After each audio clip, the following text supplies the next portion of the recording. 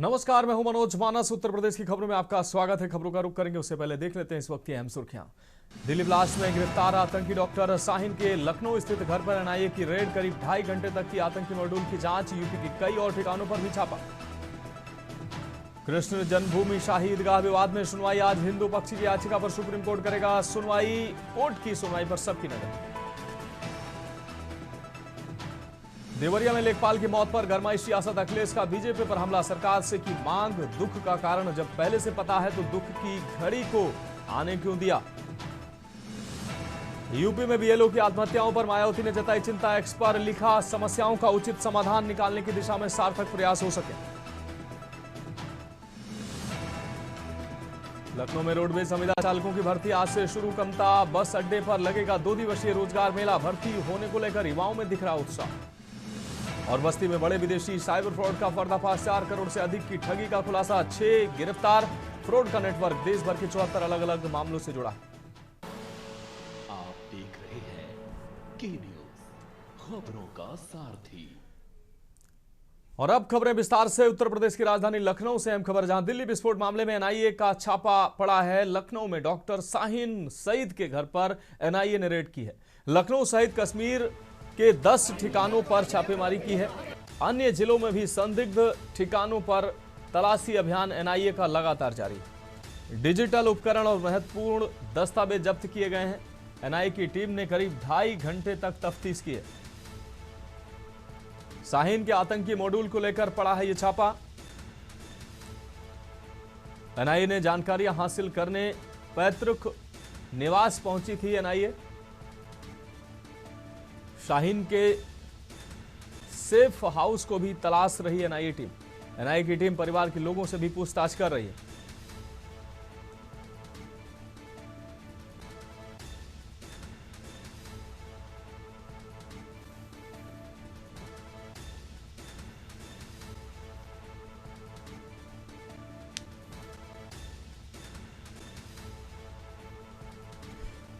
मनीष पांडे, आपको बता दें मनीष तिवारी हमारे संवाददाता अधिक जानकारी के लिए हमारे साथ जुड़ गए हैं। मनीष, एनआईए की टीम लगातार छापेमारी कर रही है। उत्तर प्रदेश की राजधानी लखनऊ में भी एनआईए की टीम ने छापेमारी की है। डॉक्टर शाहीन सईद के घर पर छापेमारी की है। 2.5 घंटे पूछताछ एनआईए की टीम ने किया है। क्या कुछ अहम सुराग निकलकर सामने आए हैं अब तक, कोई जानकारी?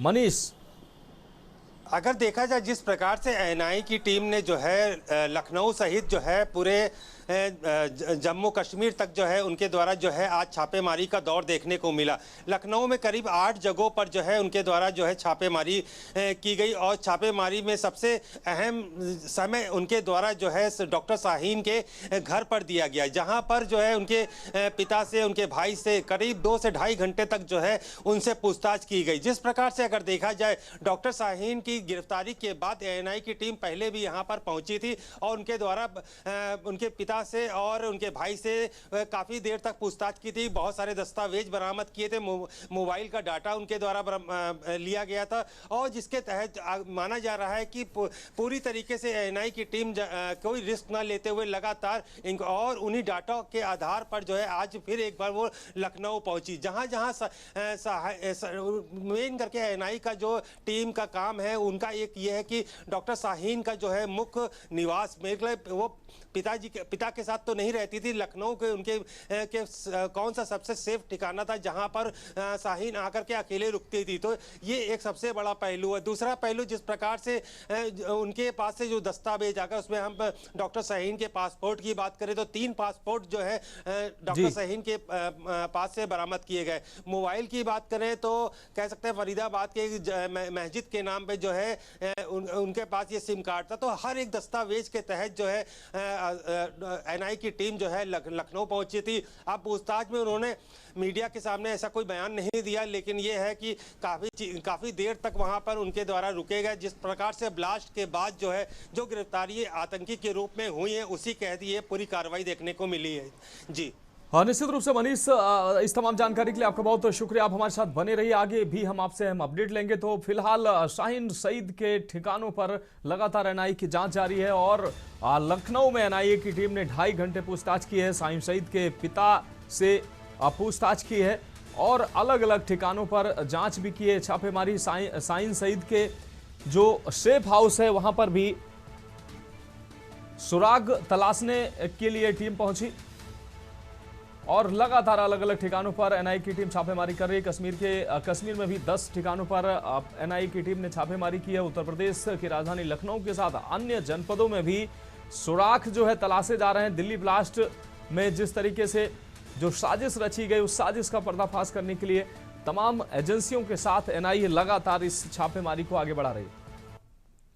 अब बढ़ेंगे अगली खबर की ओर। लखनऊ से अहम खबर है, सीएम ने समीक्षा बैठक की है। धान खरीद खाद्य उपलब्धता की समीक्षा की है मुख्यमंत्री ने। क्रय केंद्र पहुंचने वाले अन्नदाताओं से धान खरीद के निर्देश दिए गए हैं। मुख्यमंत्री ने ये निर्देश दिए हैं।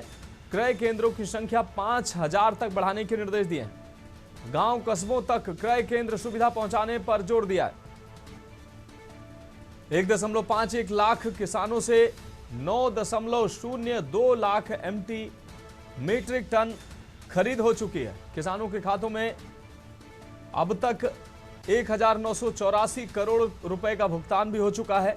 सीएम योगी बोले भुगतान में विलंब नहीं होगा बर्दाश्त। बच्चों के लिए फोर्टिफाइड चावल की सप्लाई के निर्देश मुख्यमंत्री ने दिए हैं। खरीद केंद्रों पर मैन पावर बढ़ाना होगा आसान, साथ ही आसान होगी धान उठान मिल मैपिंग की प्रक्रिया।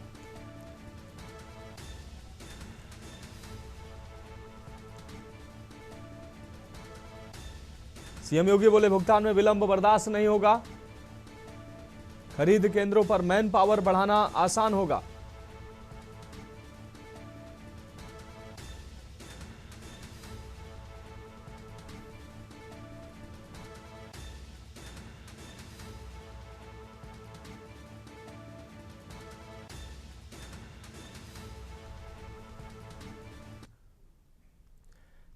तो बड़ी खबर आपको दिखा रहे हैं, मुख्यमंत्री ने समीक्षा बैठक की है। मुख्यमंत्री ने समीक्षा बैठक की है और कई अहम बिंदुओं पर उन्होंने निर्देश दिए हैं।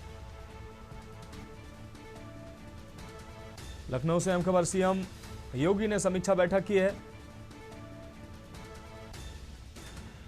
क्रय केंद्र पहुंचने वाले अन्नदाताओं से धान खरीद के निर्देश दिए हैं।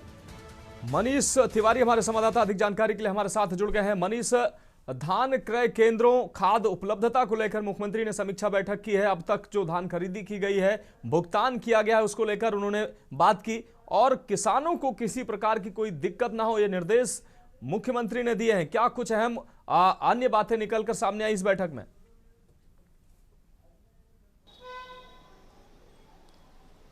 जी बिल्कुल, जिस प्रकार से अगर देखा जाए तो किसानों से जो धान की खरीद को लेकर के जो है लगातार जो है मुख्यमंत्री बैठक का दौर देखने को मिलता है। पिछली बार भी उनके द्वारा धान खरीद की लेकर के पूरे अधिकारियों को बुला करके पूरा ब्यौरा जो है उनके द्वारा लिया गया था। आज भी जो है मुख्यमंत्री के द्वारा जो है धान खरीद को लेकर के बैठक हुई है। बैठक में कितना भुगतान अब तक किया गया है इसकी पूरी तरीके से मुख्यमंत्री के द्वारा जो है जानकारी ली गई और जो कमियां थी और जैसे जो केंद्र थे वो केंद्रों की संख्या कम थी तो उनके द्वारा निर्देश जारी किया गया कि उत्तर प्रदेश में जो है केंद्रों की संख्या बढ़ाई जाए जिससे कि धान खरीद में किसी प्रकार की कोई परेशानी ना हो। इसी प्रकार से मिड डे मील जो बच्चों के लिए जो सप्लाई होता है चावल, उसको लेकर के भी ध्यान रखा गया है कि ज़्यादा से ज़्यादा जो है सप्लाई जो है मिड डे मील के अंतर्गत जो की जाए। वहीं पर अगर देखा जाए भुगतान को लेकर 1900 करोड़ से भी ज़्यादा अब तक जो है उत्तर प्रदेश सरकार की तरफ किसानों को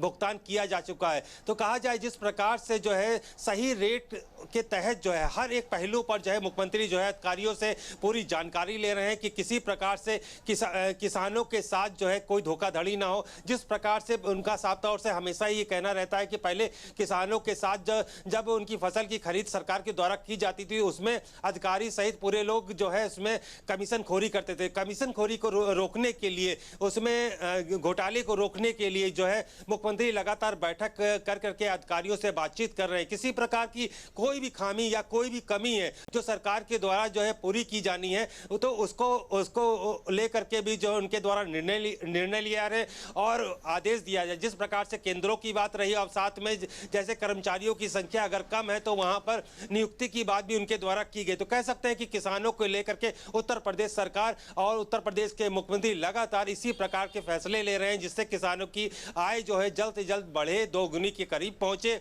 उनको सरकार से क्या क्या फायदे मिल सकते हैं, हर एक प्रकार से जो है सारे मंत्रियों को सभी प्रकार से मुख्यमंत्री के द्वारा निर्देशित किया जा चुका है। अधिकारी भी सारी रिपोर्ट बना करके जो है मुख्यमंत्री को लगातार दे रहे हैं। जी निश्चित रूप से अगर मनीष बात की जाए किसानों को लेकर मुख्यमंत्री लगातार गंभीर नजर आते हैं। धान खरीदी की अगर बात करें, कई जनपदों से ऐसी तस्वीरें सामने आई, शिकायतें सामने आई, जिसके बाद अब मुख्यमंत्री ने कहा है कि खरीद केंद्रों की जो संख्या है वो 5,000 किया जाए। 5,000 अगर संख्या होगी तो लगभग अभी 3,000 के आसपास संख्या है, तो वो ज्यादा संख्या होगी तो आसानी से किसान जो है अपना धान या अन्य फसल जो है वहां ले जाकर बेच पाएंगे।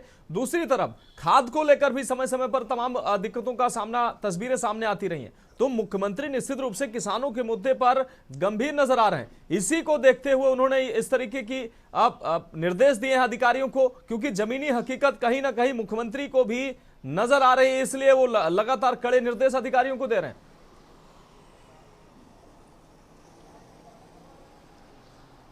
जी बिल्कुल, अगर देखा जाए मानस, अगर जिस प्रकार से मुख्यमंत्री के जो आदेश हैं बिचौलियों से बचाओ, जिस प्रकार से जो बिचौली जो किसानों से अनाज खरीद करके जो है उनका भंडारण कर लेते हैं, और जिसकी वजह से जो भी अनाज हो, चाहे धान हो, गेहूं हो, उसके रेट जो है उनके अनुसार चलते हैं। तो इस चीज़ से सबसे पहले बचाव के लिए जो है मुख्यमंत्री के द्वारा ये निर्देश अधिकारियों को दिया गया। हालांकि जिस प्रकार से केंद्रों की बात करें, 3,000 के करीब केंद्र थे और अब उनकी संख्या 5,000 बढ़ाने के लिए आज उनके द्वारा निर्देश जारी किया गया है। तो ये एक सबसे अहम मुद्दा रहेगा। सबसे बड़ा कारण यही है, जिस प्रकार से उत्तर प्रदेश से जो शिकायतें मिलती हैं, शिकायतों के आधार पर जो है मुख्यमंत्री अपने आदेश को पारित कर रहे हैं, क्योंकि कहीं से मुख्यमंत्री ये नहीं चाहते कि बिचौलिया जो है किसानों से जो है ये धान या किसी भी फसल को जो है खरीदे और उसके बाद मनमाने रेट पे बेचे। और जब इस कमी और इस फ्रॉड को बिचौलियों से बचाने के लिए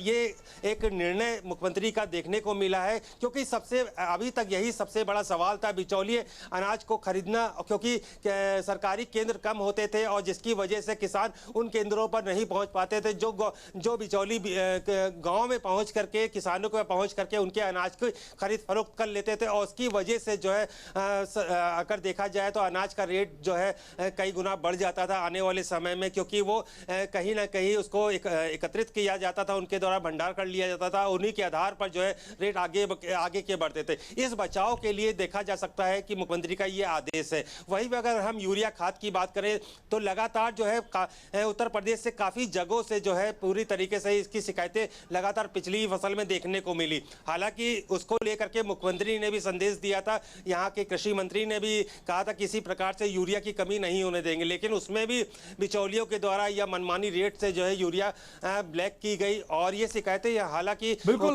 मनीष, इस तमाम जानकारी के लिए आपका बहुत शुक्रिया। तो लगातार मुख्यमंत्री लोगों की जो समस्याएं हैं उसको लेकर अधिकारियों को निर्देश देते रहते हैं, और इसी को देखते हुए, किसानों की समस्याओं को देखते हुए मुख्यमंत्री ने खाद की उपलब्धता, धान खरीदी को लेकर बैठक की, और इसमें अधिकारियों को निर्देश भी दिए हैं कि अन्नदाता को किसी भी प्रकार की कोई दिक्कत नहीं होनी चाहिए। अब बढ़ेंगे अगली खबर की ओर। एसआईआर की प्रक्रिया पर मायावती का पोस्ट सामने आया है। बीएलओ के सुसाइड पर मायावती ने जताई चिंता। संसद में बीएलओ समेत प्रमुख मुद्दों को उठाने की मांग की है।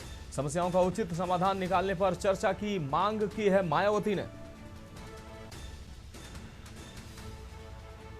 संसद में बीएलओ समेत प्रमुख मुद्दों को उठाने की मांग मायावती ने की है। समस्याओं का उचित समाधान निकालने पर चर्चा की मांग की है। एसआईआर की प्रक्रिया पर मायावती ने एक्स पर पोस्ट किया।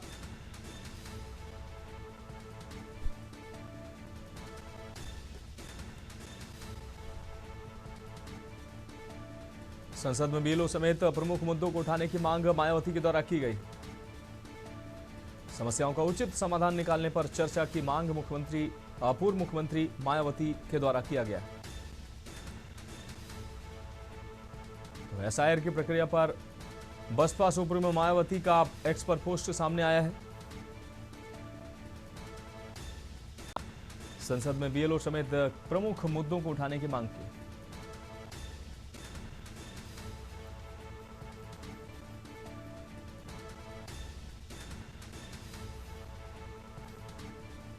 अश्विनी कुमार हमारे संवाददाता अधिक जानकारी के लिए हमारे साथ जुड़ गए हैं। अश्विनी, पूर्व मुख्यमंत्री और बसपा सुप्रीमो मायावती ने एक्स पर पोस्ट के माध्यम से एसआईआर की प्रक्रिया और बीएलओ समेत कई मुद्दों को संसद में उठाने की मांग की है। क्या कुछ अहम जानकारी?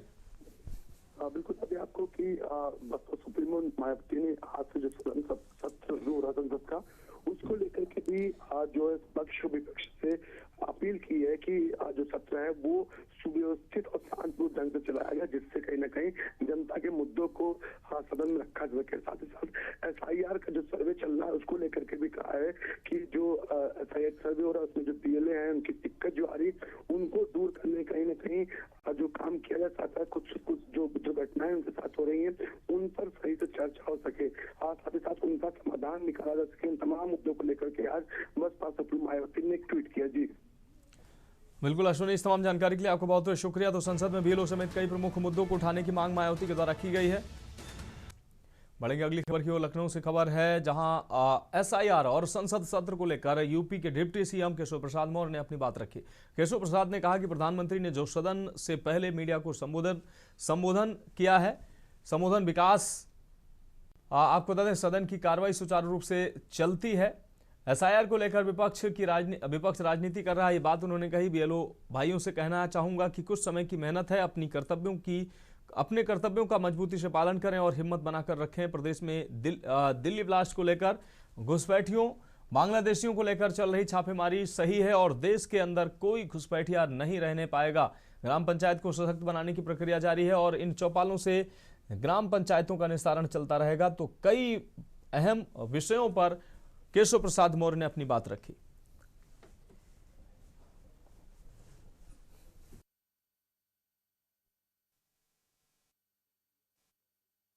शुरू होने से पहले ही विपक्ष ने अल्टीमेटम दिया और एसआईआर को लेकर जो है सरकार को घेरने की बात की। हमारे साथ मौजूद हैं deputy CM Keshav Prasad Maurya ji. Sir, सदन शुरू होने से पहले ही बोल दिया कि एसआईआर को लेकर घेरेंगे। माननीय प्रधानमंत्री जी की आज की जो अपील थी वह बहुत ही सारगर्भित थी और जिनको समझ में आया है वो सदन की कार्रवाई को सुचारू रूप से चलने में सहयोग करेंगे। जिनको चाहे जितना समझाओ, ये ठान लिए कि हमें नहीं समझना है, तो उनकी कोई दवाई नहीं है। उनकी दवाई जनता करती है। जब चुनाव होता है जनता की अदालत में फैसला होता है। उससे पहले अखिलेश यादव 2-2 लाख के चेक बांट रहे हैं। जो श्री अखिलेश यादव जी हताश, निराश, उदास हैं, परेशान हैं, इसलिए इस प्रकार की हरकतें करते हैं।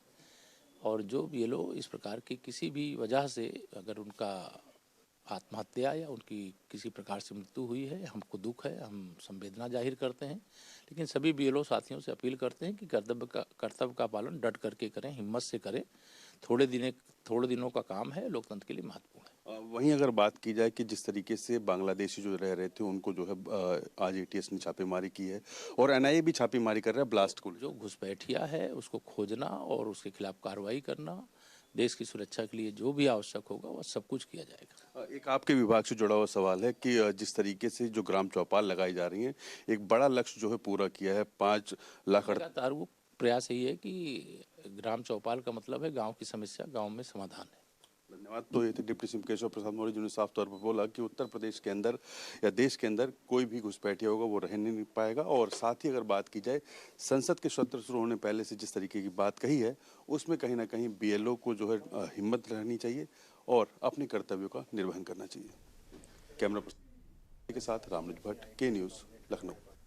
अगली खबर कन्नौज से है, जहां जाम में एम्बुलेंस फंसने से तड़पता रहा मरीज। जाम खुलवाने में नाकाम रही यातायात पुलिस। ट्रैफिक व्यवस्था संभालते हुए बौखलाए टीएसआई। कवरेज को पहुंचे मीडिया कर्मियों पर भड़के टीएसआई पर मीडिया कर्मियों ने लगाया अभद्रता का आरोप। कई किलोमीटर लंबा लगा रहा जाम, लोग फंसे रहे। लोगों ने जताई जाम को लेकर नाराजगी। तिरवा कस्बे के ठठिया चौराहे पर यह जाम की स्थिति बनी।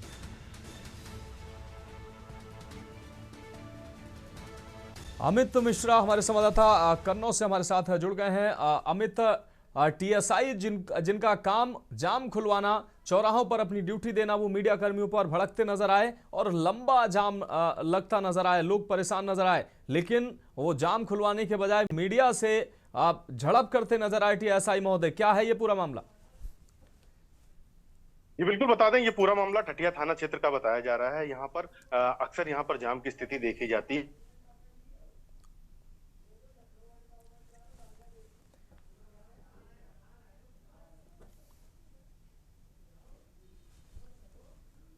लेकिन यहाँ पर एक्सप्रेसवे पास में है तो यहाँ पर जाम जैसी स्थिति देखने को मिलती है, तब ये समस्या बढ़ जाती है। उसी दौरान एक पत्रकार वहां पर इसकी कवरेज कर रहा था। जब पत्रकार को कवरेज करता हुआ उन्होंने देखा तो जाम खुलवाने की बजाय वो पत्रकार से ही उलझते हुए दिखाई दिए।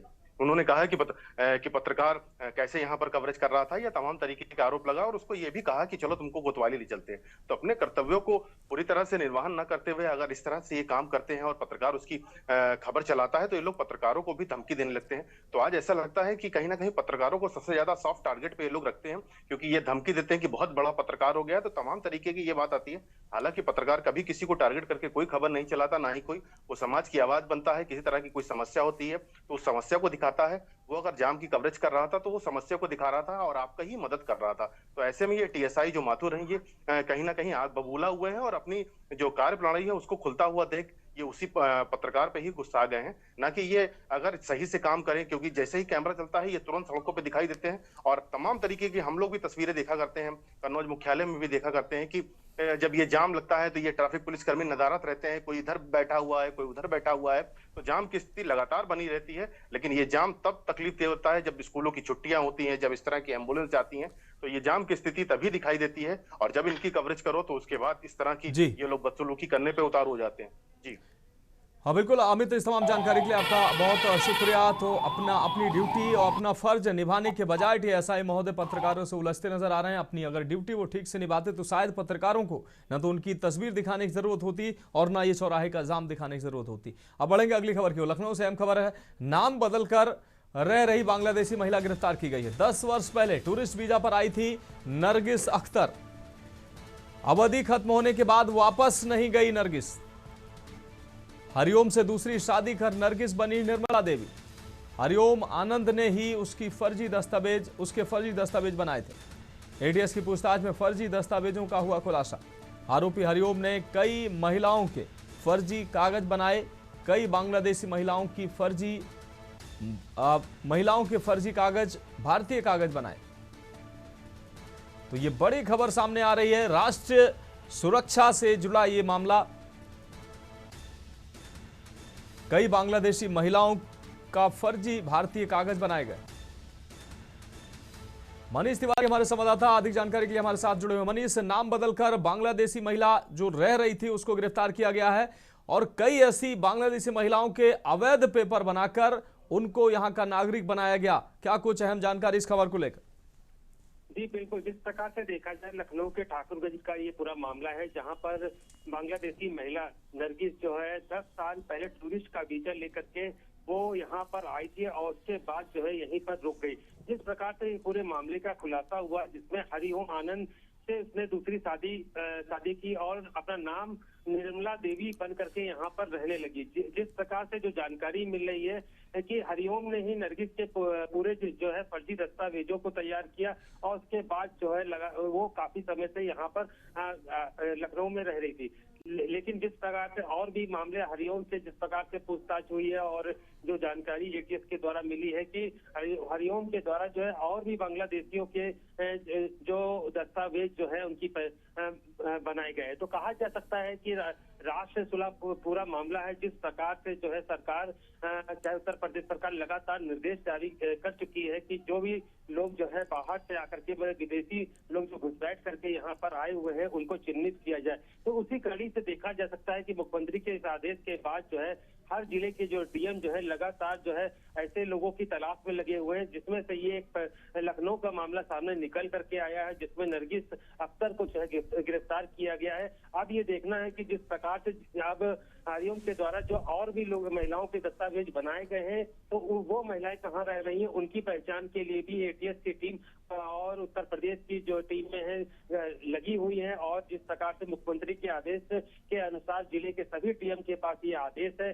अब ये देखना है कि बाकी जो महिलाओं की जो फर्जी दस्तावेज जो हरिओम के द्वारा तैयार करवाए गए तो उनकी कब तक उनकी तलाश हो पाती है। बाकी जो मुख्यमंत्री के आदेश के बाद जो है जो केंद्र बना करके इन विदेशियों को रखना है और उसके बाद उनको वापस भेजना है, उनको ये एक और भी बड़ा पहलू है, उसको लेकर के उत्तर प्रदेश के डीएम जो है अपने कार्य में लगे हुए हैं अपनी टीम के साथ। निश्चित रूप से मनीष तिवारी, तमाम जानकारी के लिए आपका बहुत शुक्रिया। कई बांग्लादेशी महिलाओं के फर्जी भारतीय कागज बनाए गए और उनको यहाँ का नागरिक बनाने में मदद की गई। तो नाम बदलकर रह रही बांग्लादेशी महिला गिरफ्तार हुई है। अब बढ़ेंगे अगली खबर की ओर। अगली खबर आपको बता दें, कानपुर से अगली खबर है। कानपुर से खबर आपको दिखा रहे हैं, यह अहम खबर कानपुर से आपको दिखा रहे हैं। गद्दे की दुकान में आग की घटना सामने आई है। कानपुर से अहम खबर, गद्दे की दुकान में आग की घटना सामने आई है। थाना चकेरी का यह पूरा मामला है। गद्दे की दुकान में भीषण आग की घटना सामने आई है। तस्वीरें सामने आई हैं। फ्लाईओवर के नीचे काबिज है दर्जनों दुकानदार। आग की लपटें देखकर क्षेत्र में हड़कंप मचा। शहनवाज हुसैन हमारे संवाददाता अधिक जानकारी के लिए हमारे साथ जुड़ गए हैं। शहनवाज, गद्दे की दुकान में आग की घटना सामने आई है। फ्लाईओवर के नीचे तमाम दुकानदार इस तरीके से जमे हुए हैं और ये आग की घटना अब यहां देखने को मिली है। क्या कुछ अहम अपडेट सामने आ रहा है शहनवाज? तो चकेरी थाना क्षेत्र के जेके का यह पूरा मामला है। हमारे संवाददाता शहनवाज तक शायद संपर्क नहीं हो पा रहा है।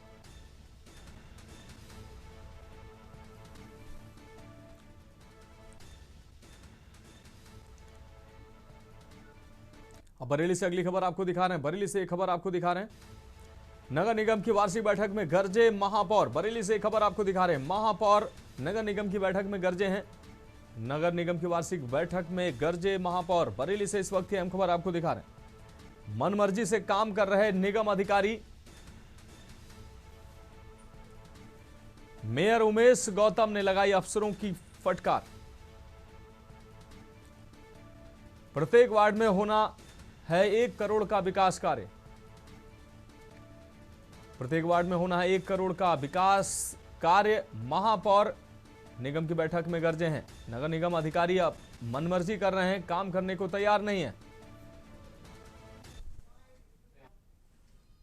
देखिए, आज हम लोगों ने लगभग 1000 करोड़ का यानी 978 करोड़ का बजट आज पुनरीक्षित बजट पेश किया है। इससे शहर के जो विकास कार्य हैं उनमें और तेज़ी आएगी, चाहे वो सड़क निर्माण के हों, नाले निर्माण के हों या लाइटों के हों। और ख़ास तौर से जो मलिन बस्ती हैं वो हम लोगों ने पूरी तरीके से मलिन बस्तियों को रोड, सीवर, पानी की लाइन और साथ में लाइट, पूरे काम उनमें एक साथ हो रहे हैं। तो इससे वहाँ के लोगों में भी जो कभी ये सोचते थे कि नहीं मलिन बस्ती में कभी काम होगा ही नहीं, आज वो सबसे ज़्यादा दुआएं दे रहे हैं। दीपक चतुर्वेदी हमारे संवाददाता फोन लाइन पर अधिक जानकारी के लिए हमारे साथ जुड़ गए हैं। दीपक, नगर निगम की वार्षिक बैठक में महापौर गरजे हैं, निगम अधिकारियों पर काम न करने का आरोप लगाया है, क्या कुछ अहम जानकारी?